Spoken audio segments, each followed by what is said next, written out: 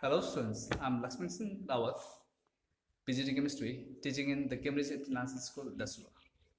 In this difficult time, our school has taken up the initiative to start the e-learning classes to help you study at home properly. At home, please keep yourself safe and healthy and please study regularly. Hello students, this is Lakshman Singh here, taking your chemistry classes. Students, today's lecture is in continuation with what we had done in the previous video. We'll be discussing today also some basic concept of chemistry. The topic for the day is the properties of matter and their measurement, and the second topic that we'll be discussing today is the International System of Units, that is your SI system. Every substances have properties and these properties are unique to it.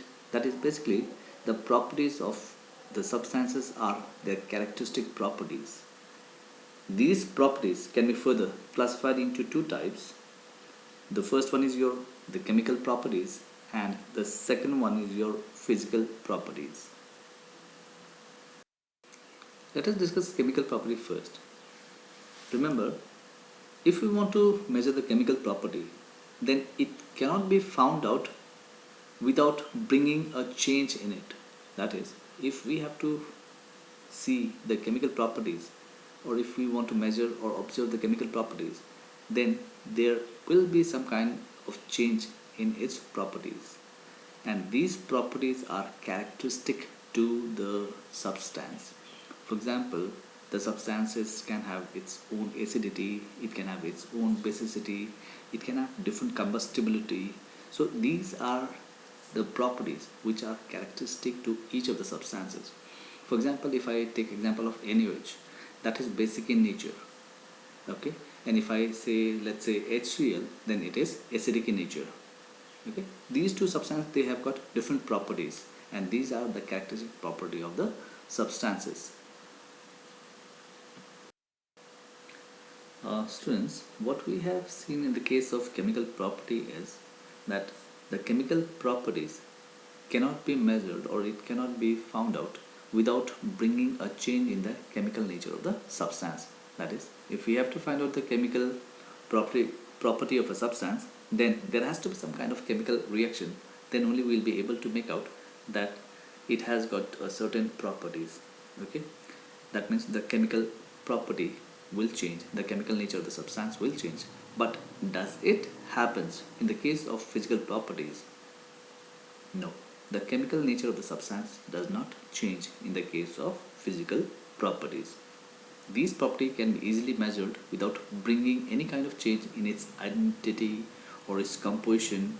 Okay, the composition of the substance or the matter does not change. For example, the color will not change, the melting point, boiling point, it does not change if we are measuring it. It will remain same. For example, if I have found out the boiling point of water as 100 degrees Celsius and I allow it to cool down, and after some time I again want to measure the boiling point, it will always come out to be 100 degrees Celsius as long as the other physical conditions do not change, the pressure do not change.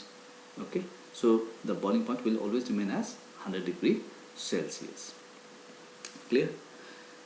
Now look, the physical properties, they are quantitative in nature, like length. The length can be longer, it can be shorter, we always quantify. Okay, for example, we assign numerical value to it also at time. For example, if I say length, okay, it can be 5 meters, it can be 10 meters. Then area, it can be large area, small area. Okay, some weight, it can be too heavy, it can be light. Okay, so this is how we measure the physical property. And remember, in measuring the physical property, the chemical nature of the substance will not change. Now let us try to understand the physical properties further. Now, let us suppose I say that the distance between Daswa and Jalandhar is 57.3. Don't worry, I have googled it. Does it hold any meaning? Does it tell how far is Jalandhar from Daswa? Wait, listen carefully. Now, I want to make a comparison, okay, about this. The distance between Dasua and Jalandhar is 57.3, let's suppose, okay, and the distance between my house and my neighbor's house is 200. Okay, which one is further away? Daswa from Jalandhar or my house and my neighbor's house? Which one has a longer distance between them? Will you be able to make out which one is far or which one has the longer distance between them?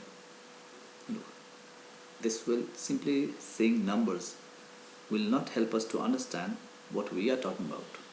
Okay, for example, I asked some of the student, okay, what is your weight? He said that my weight is, let's say, 75 or let's say 50, okay, or the weight of, let's say, the geometry box, that is, let's say, 300.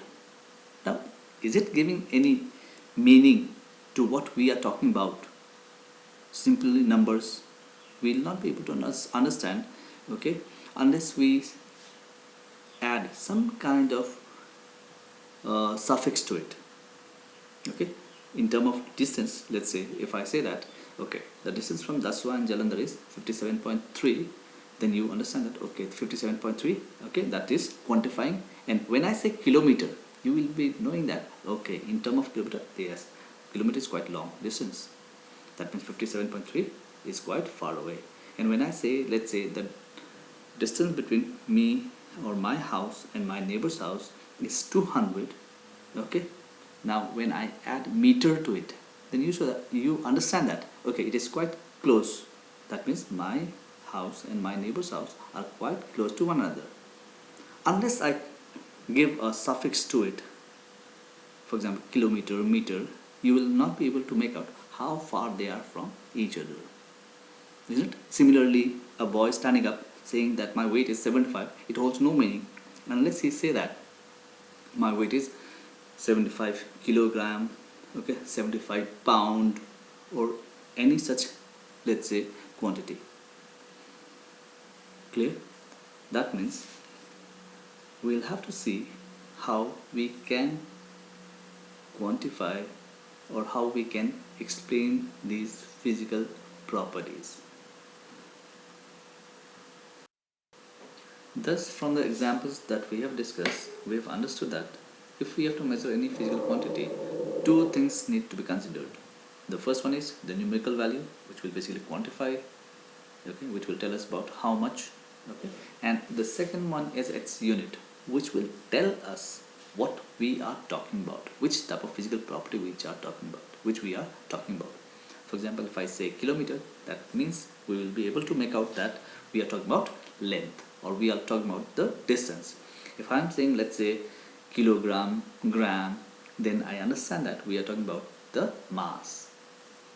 Okay, so basically the numerical value will quantify, okay, it will tell us about the amount, and the unit will tell us about which physical property we are measuring. Thus, the magnitude of physical quantity is equal to the numerical value, and it has to be supported by a unit that will tell us what are we talking about, which physical property we are talking about. Okay, it can be your length, it can be your weight, it can be your amount. Okay, so this is how we measure the physical quantity. Now, how to express the physical quantity? The physical properties such as height, volume, temperature, okay, that can be measured are called the physical quantities. And to express this, we require a number, and a unit of defined size is required for describing the physical quantities. The number will only quantify it, okay, whereas a unit of defined size will tell us exactly how much of the substance of a given physical quantity we are talking about. For example, here we have written 61.2 kilogram. Okay, now if I change the unit, okay, as gram, that becomes very small quantity, isn't it? Now if I change the kilogram to, let's say, ton, then what is happening?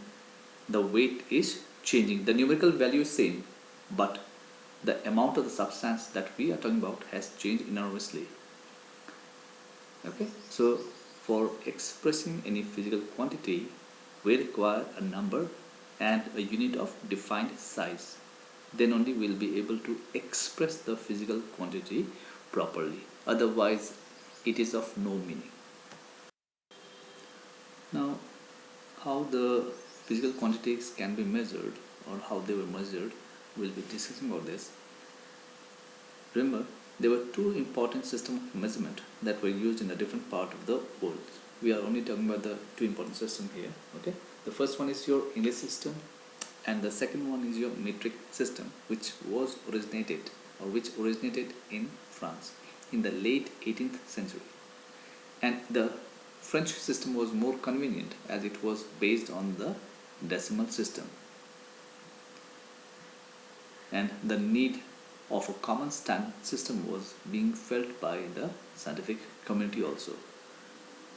And such a system was established in 1960, and this is what we will be discussing after this. The SI system, or the International System of Unit, is the standard unit of measurement, and it was established by the 11th General Conference on Weight and Measure. The units, they are of two types. The first one is your basic units, and the second one is your derived units.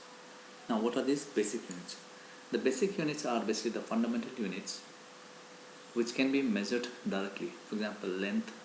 You don't require any other unit to express length. Okay, it can be expressed directly in terms of meters. Then we have mass, which can be expressed in terms of kg. Then we have time, which is expressed in terms of second. Okay, electrical current, ampere. Then thermodynamic temperature is Kelvin. The amount of substance is measured in terms of mole, and the luminous intensity is measured in terms of the candela. These are the quantities which can be measured directly.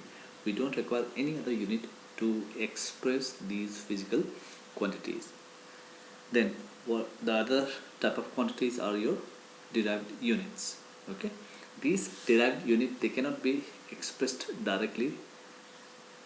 They can be expressed in terms of the fundamental unit. For example, if I say density, what will be the unit of density? Density is defined as mass per unit volume.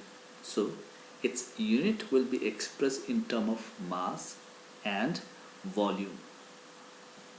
That means if I have to express density, it can be your gram per centimeter cube, it can be kg per meter cube, etc. This is how we'll be expressing the derived units.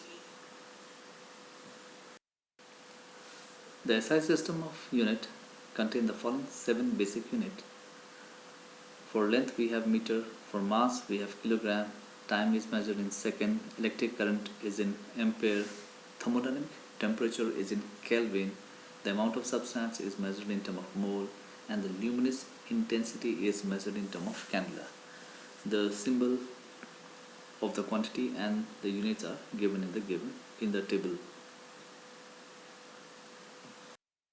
We will be discussing more about these units in our next video. Till then, please revise all the concepts properly and keep yourself happy and healthy.